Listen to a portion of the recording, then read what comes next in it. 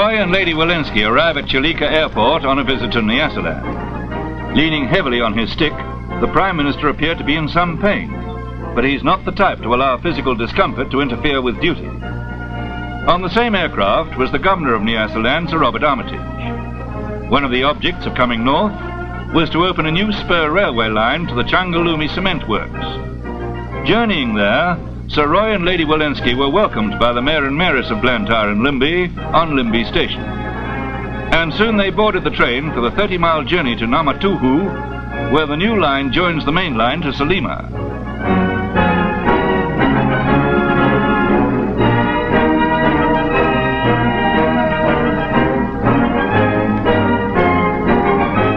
They discussed the importance of the £1 million cement project with the manager of Changalumi Cement Mill, Mr. Henderson, and the visit allowed Sir Roy to indulge in his favourite pastime. At Namatuhu, he drove the train through a tape to open the 12.5-mile private line linking up with Changalumi, the first new line laid in Nyasaland for the last 25 years.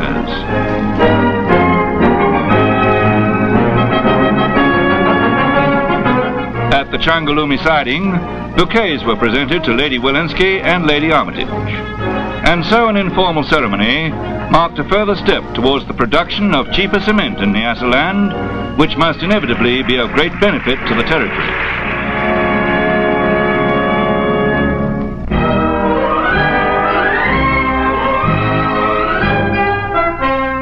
The flags are out for prize-giving day at St Andrew's High School, Blantyre. And the VIPs today are Lord and Lady Malvern.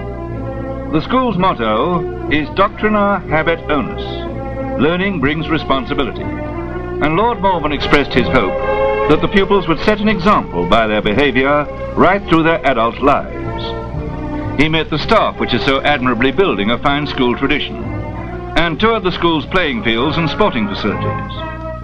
This was the first prize day held at St Andrews, a school destined to play a major part in moulding Nyasaland's youth. A day made more memorable by Lord Malvern's visit.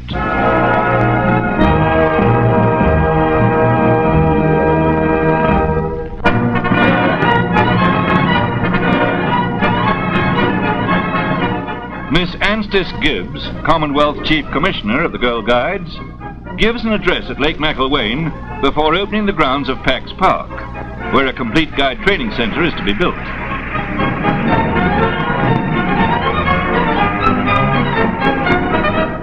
A small but representative guard of honour lined the path as Miss Gibbs entered, and she went on to inspect the plans for the new training centre. The full importance attached to the occasion became apparent when at a given signal, several hundred guides and brownies emerged from hiding and gathered at the central meeting place. There they witnessed the presentation of certain awards, one of them going to the park warden, Mr. Newmarch.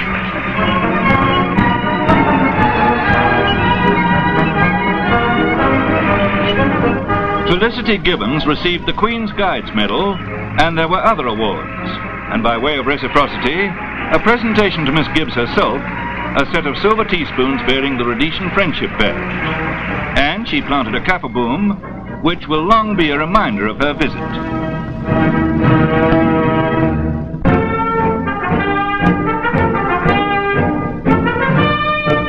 It's less than 25 years ago that Mufulira copper mine went into full production, and comparatively recent surveys have since led to the development of Mufulira West, with its modern concrete headgear. In 1956, the mine was equipped to produce 100,000 tons a year, and it is now undergoing a 5-year plan aimed at increasing its capacity by half. This will be achieved by developing Mufulira West, where hundreds of tons of rock surface every day testify to the speed at which development is being carried out below. This is merely waste rock and has nothing whatever to do with the ore body proper.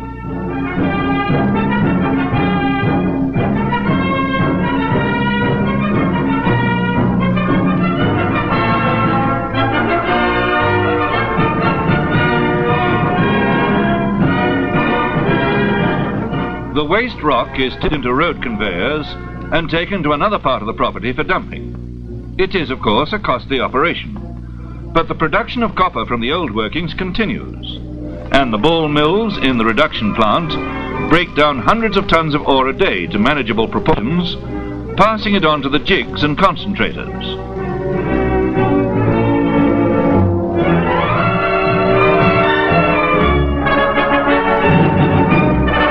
In the refinery, the copper is charged into the furnaces and reduced to molten liquid.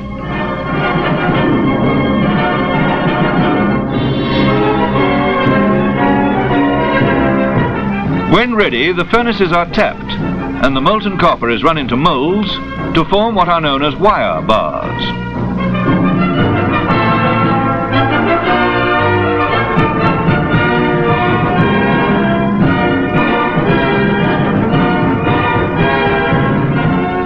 Copper is produced in three forms: blister copper, wire bars from which copper wire can be drawn, and electrolytic copper. These are the electrolytic copper sheets emerging from a tank. Copper production is the staple industry of northern Rhodesia, giving birth to the development of the entire copper belt. It's only natural, therefore, that the 5-year plan to increase the output at Mufulira mine should have profound repercussions on the town itself. Indeed, this is a planned part of the 5-year scheme. What progress the town has made in the last quarter century is being dwarfed by the strides being made today in preparation for a considerably larger labour force. Here is a flats project built on the most modern lines. It must be realised that development is permanent, and permanence is based on the family unit. For the children, the Mufulira Secondary School is centrally situated to take care of their education. About £250,000 has been spent on developing the new residential area Fairview, where residents can build on half-acre stands costing £600. And there are the town's many public amenities. Mufulira has come a long way in a short time. Indeed, it is one of the most delightful towns on the Copper Belt. Who could have stood in the sweltering bush that existed here 3 decades ago and have visualized this? Yet it is one of several such miracles wrought by copper mining in northern Rhodesia. In the Bemba dialect, Mufulira means the place of abundance. Though true even today, there is something prophetic in that name, for the full abundance of Mufulira still remains to be revealed.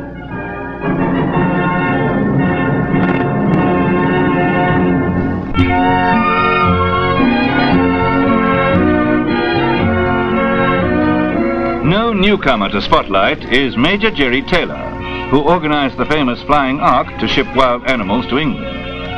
He's now the game warden of the Luangwa Game Reserve, and we went out with the Taylors to see what the reserve has to offer visitors in the forthcoming season.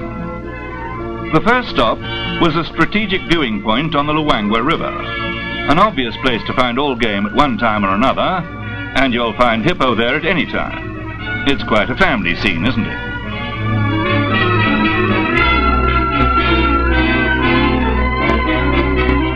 A hippo getting into a river is like a soldier getting into a slit trench. He wonders how to do it when there's no danger, then does it automatically when there is.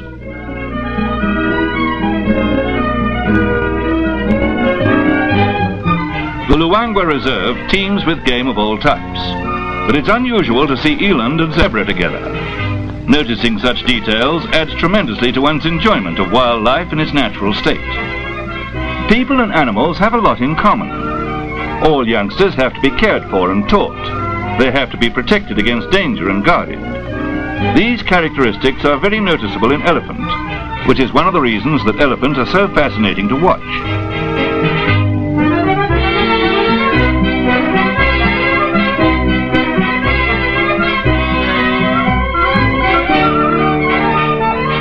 Continuing our tour, we met a couple of tons of touchy temper.